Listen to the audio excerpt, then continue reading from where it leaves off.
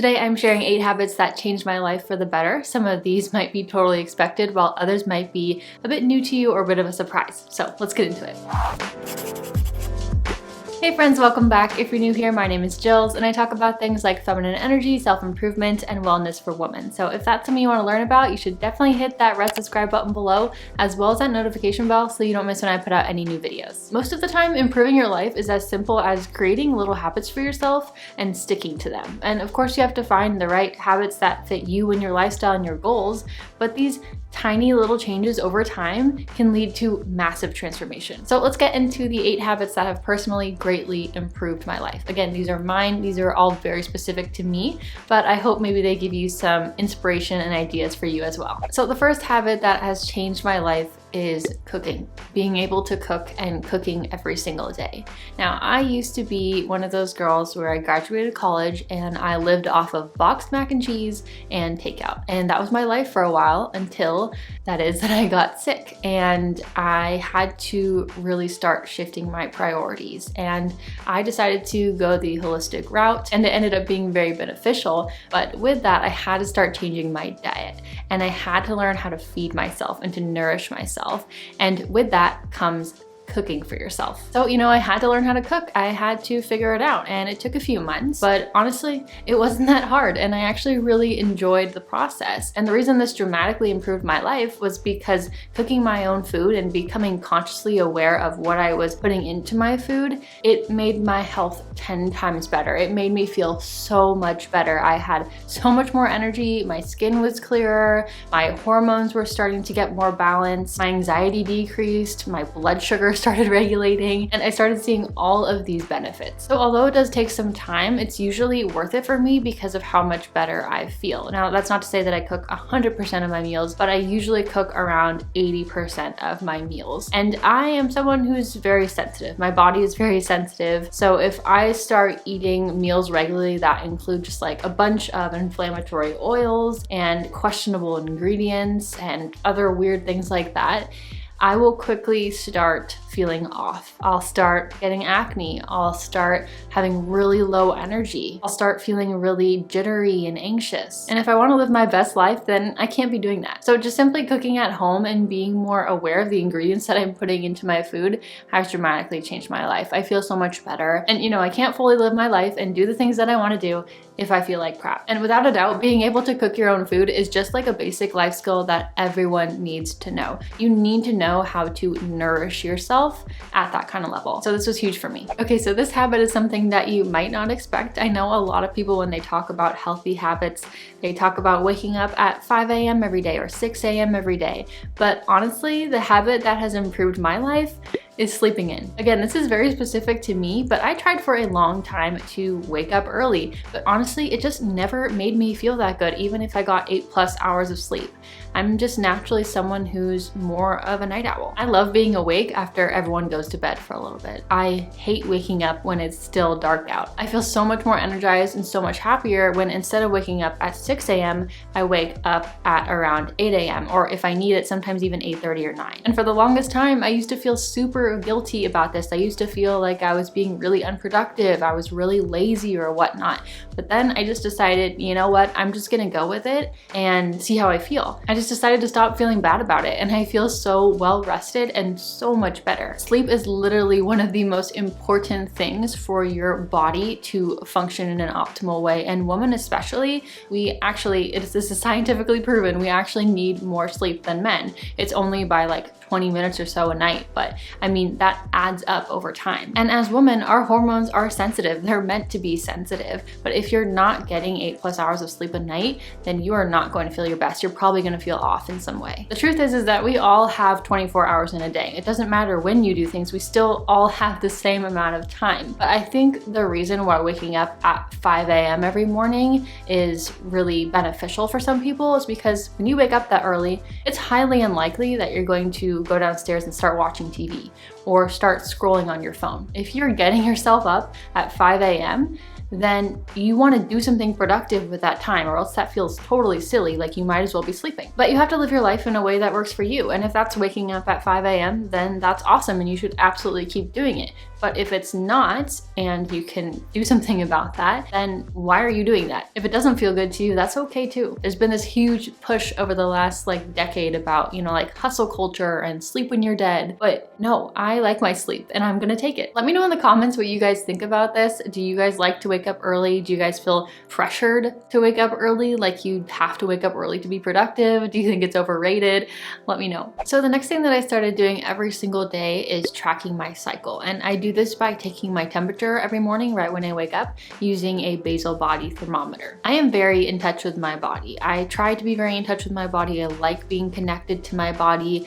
I like being able to pick up on certain patterns. And I also like how it makes me feel more connected to my own femininity too. But our cycle and our hormones impact so much of our life, and you can try to pretend that they don't, but the truth is that they do. And just being aware with what's going on with your cycle at that moment, what phase of your cycle you're in, how you can best support yourself, how you can take advantage of your cyclical strengths, all of this is a game changer. Just by tracking my cycle and my temperature every day, I can figure out when I'm likely to be more tired. I know when I'm more likely to be creative. I know when I'm usually more extroverted and when I'm a better communicator and wanting to be more social. I know when I'm ovulating. I know when my fertile window is. I know when my period is coming. Now, I'm not on any sort of hormonal birth control, and I haven't been for many, many years now, and that was personally the best decision for me. But so also just understanding those fertile windows, understanding when my period is coming naturally, that's all been incredibly helpful for me. When I started tapping into my innate cyclical nature, and instead of trying to push it away, I leaned into it, I learned more about it,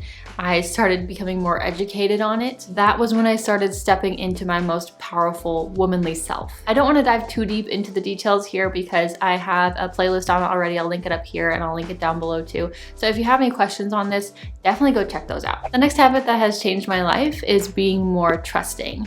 And I'm not necessarily talking about being more trusting in people. I'm talking about being more trusting in myself, being more trusting in the universe, being more trusting that things are gonna work out, that I am being guided and protected. And I am very prone to being an anxious person. You know, if you're familiar with Enneagrams, I am a type 6 Enneagram. So I tend to worry a lot if I'm not my best self. I know I tend to come off very grounded, but if I'm not my best self, then my mind is just buzzing and I can be a little bit I can get very stressed easily. And I know it sounds easy, but I just started trusting. I just decided that I was going to. I chose to believe that things were gonna work out for me. I decided that I didn't need to worry, and I put my faith and my trust in something greater than myself. And to be straightforward, I'm not a religious person, but I am more spiritual. And so this is something that works for me. Definitely might not be for everyone, depending on your beliefs and what feels right to you. But it's relieved so much stress from my life. And when I'm less stressed, I get to relax more into my feminine side. I get to feel more joy. It just feels good. But just simply switching my mindset and switching my beliefs to one of, oh God, what if this happens, to it's all gonna work out. It's all gonna work out in the way that it needs to. It's a breath of fresh air. Something else that has greatly improved my life is keeping things tidy. And I have realized that I'm just not my best self in a mess. It's very heavy, it's very draining, it's very sad. I just don't like the energy that it gives to my place. I like living in beautiful spaces. I like being in peace in my home. And you know, I'm a Cancer, so my home is my sanctuary, and it's really important to me that I feel like I can fully relax in my space. And I can't do that if there's clutter everywhere. So I try really hard to keep things tidy daily. And we just recently moved into our new home that we, actually own. So this has become even more important for me since it is actually our place. I'm trying to really take care of it, stay on top of things, not let things get messy, keep things organized. Things like not letting dishes in the sink sit overnight or doing laundry regularly so we have nice fresh towels. These little things don't take very long, but they keep my home well taken care of, and that makes me feel well taken care of. And my husband knows this very well. I swear that in every relationship there is one clean person and one messy person, him being the messy person, of course. And he has realized just how important this is, because every single day that it gets messier and messier in our place, my mood starts to slowly go down and down and down. It's just something that's important to me and that keeps me grounded, so I prioritize it. I also implemented a while ago the habit of daily movement. And that's probably not really a surprise to anyone because daily movement is something that everybody needs. We are not meant to be just sedentary all day. That's not how we're built, but that's our lifestyle. You know, we sit in an office all day, and then we sit in our car as we commute home, and then we sit in front of the TV until we fall asleep, and then we do it all again. But that's just not how we thrive. When we move our body, when we exercise, when we dance, when we stretch, when we go for long walks, this has a trickle-down effect towards every single biological function in your physical body and also your mental and emotional body as well. It keeps my mind clearer, it helps me feel more creative, it helps me feel happier, and not to mention it makes me feel strong too. And when I feel strong, I feel more powerful, I feel more confident. And truthfully, to me, it's not about looking good. It's not about staying in shape, although that's a nice perk.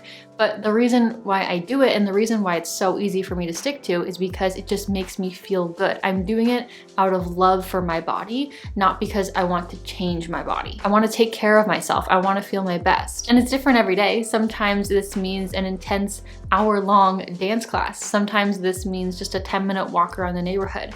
But every day I'm always doing something. So this one might sound a little bit weird, but something that I do now, something that has been a big mindset shift for me, is whenever I face some sort of resistance in my life, or I feel like something is really challenging or something is really heavy and hard, I just tell myself that it's easy. I literally just tell myself that it's easy. And I know that sounds honestly just like a little bit dumb, but it totally works. A lot of times, most of the time, the things that make our life hard is us. It's the way that we think about things, and it's the resistance that we've built up. But probably like a year ago or so, I just decided, why can't life be easy? We are programmed to think that life has to be hard, that to do anything of any substantial nature, to make an impact on the world, to be successful, we have to like really struggle and suffer and go through all of this hardship. But I don't want to think that way, and I don't think we have to. I really don't. I think that's just a narrative that we all tell ourselves in our head, but it isn't necessarily true, or it doesn't have to be true. Whenever I experience those tough little moments of my day of things that I need to do or things that I want to do, I just tell myself that it's easy. I just say, oh wow, this is so easy. I'm so happy that this is easy. This is all so easy for me. And I know it sounds funny, but your mindset is so important, and what you think becomes your reality. And I want my reality to be one of ease, joy, and fun. So the last habit that I wanted to mention, this is actually something that I just started doing like 2 months ago. So this is something that is very new to me, something that I'm honestly, we're still trying to keep it a habit, but I wanted to bring it up because it's made a big impact in my life. And that is taking